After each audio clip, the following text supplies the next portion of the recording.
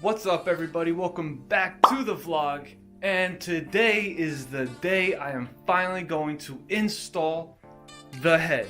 And I did get the head back. It took 12 weeks. I sent it out to the machine shop and he did everything for me. He even shimmed it, the buckets, everything. He did it all. And I finally got it back. It's right there. And I will unbag it because it's not a box, so I guess I'll unbag it.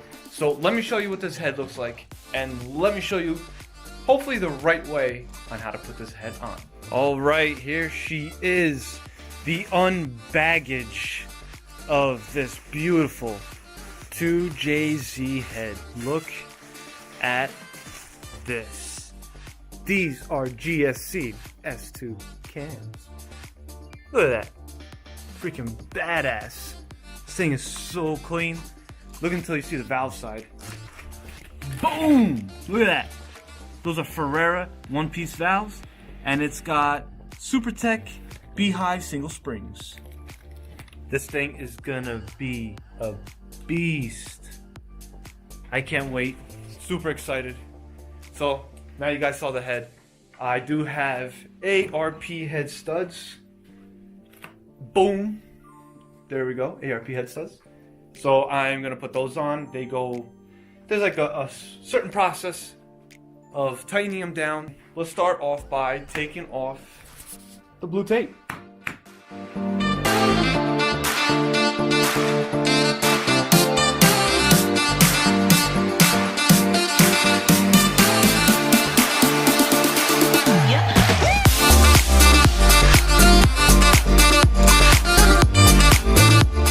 Alright, I'm not exactly sure what happened. I think it's because the head surface was so cold that the tape was a little difficult to come off. It's still on there in some spots. I'm gonna grab like a plastic razor and I'm gonna turn the block sideways so nothing falls into any of these cavities.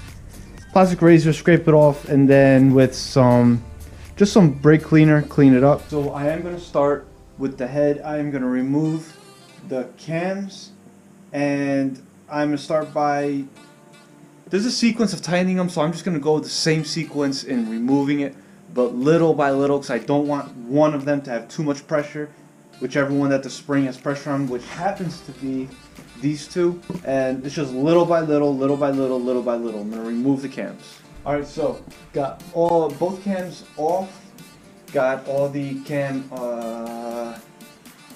retainers, I think they're called. I got all the cam retainers here. You know, they're facing the correct direction. Got intake and exhaust, and you always want to put them in the same exact order and position.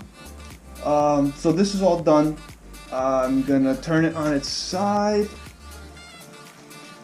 with brake cleaner and a clean rag. You gotta make sure that the rag doesn't leave like a lot of lint. I'm just gonna clean the surface because it might have oils on it, so it doesn't oxidize from the machine shop. So clean that up. I already cleaned this up. It's nice and clean. Then I'm going to put the ARP head studs, which there are the instructions on to put them on. I called them up just to make sure it's all correct. And you can't forget, on a lot of bolts, when it comes to such specific torque specs, it's good to put oil on the threads and the head of the bolt. That way it doesn't create a friction and change the bolt, the torque numbers. So you put oil on them so there's less friction, and then the torquing is more true. So I'm gonna hop on that, clean it up, throw it on.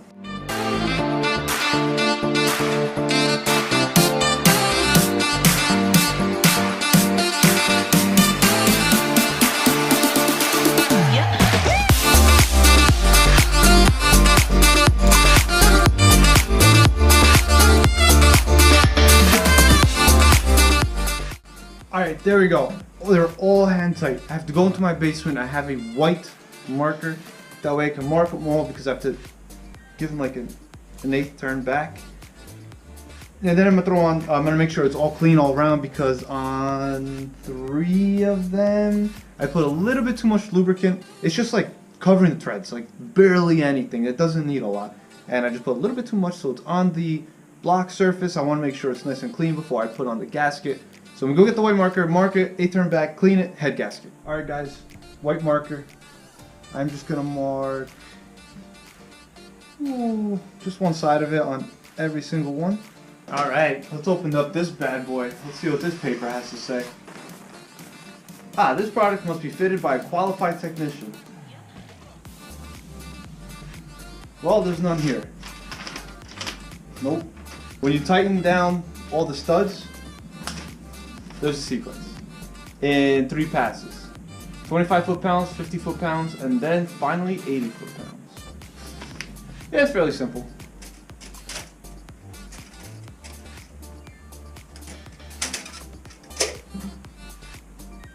Yup, 100%. Raise the roof. Got it on. Wow, this thing is pretty in black. Look at this thing. Just observe and enjoy. Man, I can't believe this thing's finally going together. I'm so excited. Now I'm not gonna throw it, because if you throw it, you could break it. I'm gonna gently grab that heavy iron head and place it on this. Hopefully these all lined up perfectly and I don't have to like fight it, because that would suck. Man, see, this is when help comes in handy. Look at that red.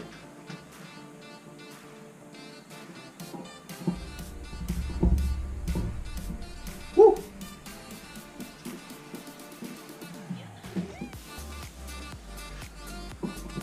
Oh, yep, they line up. Wow, that was a lot easier than I thought. Yeah. Voila. Look at it. Woo! Man, she's tall. I can't wait till I have big ass turbo intake. Ready to throw her on. Yeah. Yeah, it needs work. Alright, so one thing that I did read a lot, a problem with this ARP is the washers. But the new ARP fixed that problem. So this washer is the original OEM, and this one is the ARP. Oh, look at that. Where'd it go? It disappeared. All right. Now, you can see the thickness is exactly the same. And the complaint that people had was the size of them when it comes to the width. So they are, yeah, I mean, let's put on something easier to see.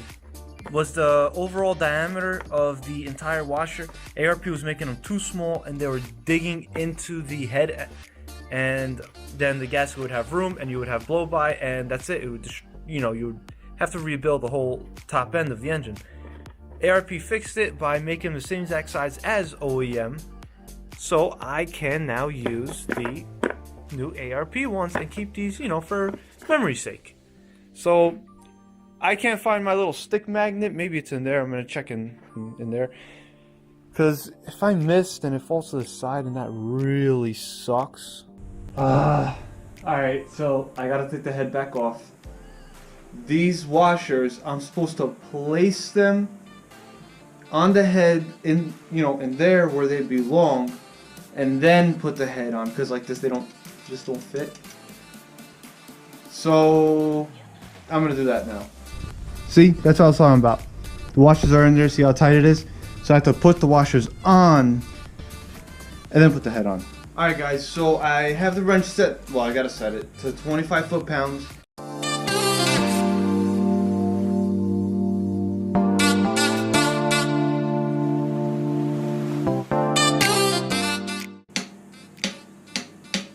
Alright, 14. There we go. Got them all down to 25. Looks nice and flat on the head. And next is 50, same sequence, and then 80, same sequence. I'm not going to show you guys the same thing over and over and over. So I'll come back to you when I'm done. Alright, there we go. Head is finally on. The head is on. The head is on the block. Look at it. See, that's the block. That's the head. It's on the block. This is amazing. I'm excited. I'm so happy this is finally done. I am now going to install the cams. I did get assembly lube because it's a little higher in zinc. So I got assembly lube, I put it on the buckets and I put it on where the cam sits, on all the lobes, and I'm gonna start torquing them down according to what the service manual says. It is very scary because if you don't put it on properly, the cam can actually crack in half, which really sucks because it's $1,000 just for the 2 cams, which is really expensive. So if they break, it'd be very upsetting and it'd be quite a bit of a setback. So we're going to be extremely careful and we're going to go according to what the book tells us to do. See, that doesn't hurt. Make it nice and quick. Alright, next I am going to grease up the new cam gear seal, slip it on the front right over, and then the front bearing cap does take some Toyota sealant along this edge, outside the round bolt, right? Along this edge, outside the round bolt, and down. And same thing on the other side. And then you place it on top, and then to tighten them down, 14 foot-pounds, but in a sequence. It doesn't exactly say what sequence. Like how many different times to go around. So I'm probably gonna do it in 3 different steps. And this is the tightening sequence right here. I hope you guys can see that. So I'm going to follow that, and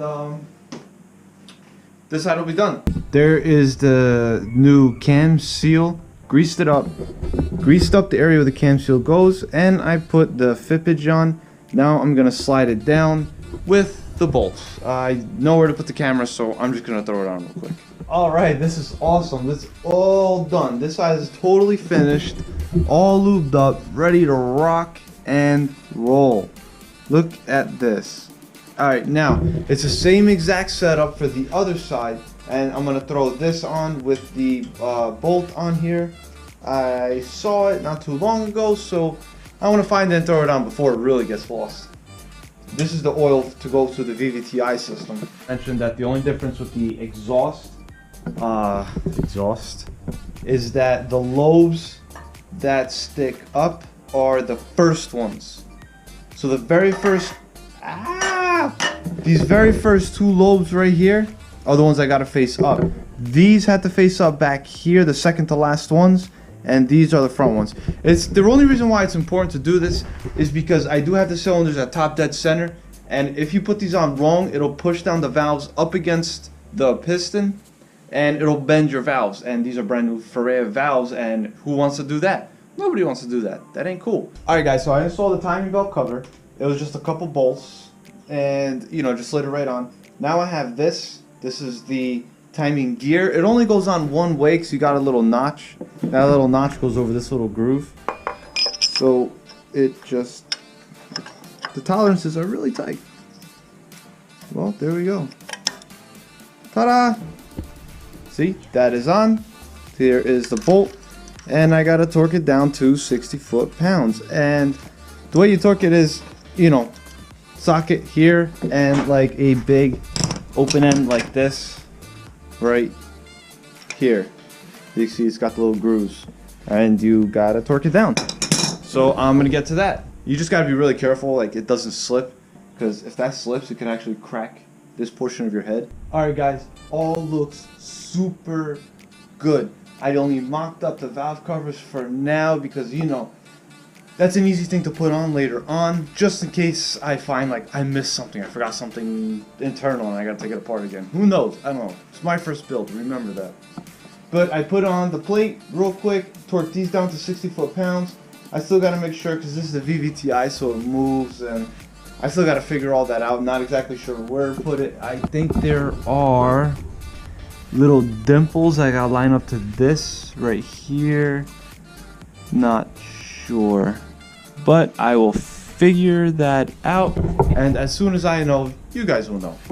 But that is it for this video, guys. Thank you so much again for watching this. I know this is a little tedious of a process because it's building the engine, but it's really fun. It's really cool. Next video, I'm going to see if I can put on my awesome intake and my fat 6466 precision dual ball bearing turbo. I want to see if I can throw that bad boy on there for our next video, just to bring up the excitement a little bit again. And that is all. Thanks again for watching, guys. Remember, go down, hit that subscribe button, hit that like button, and leave a comment. If you see something that I did wrong or something that's really, really cool, if you guys have a question, just leave a comment. I always reply. Alright guys, work hard, stay humble. Till next time.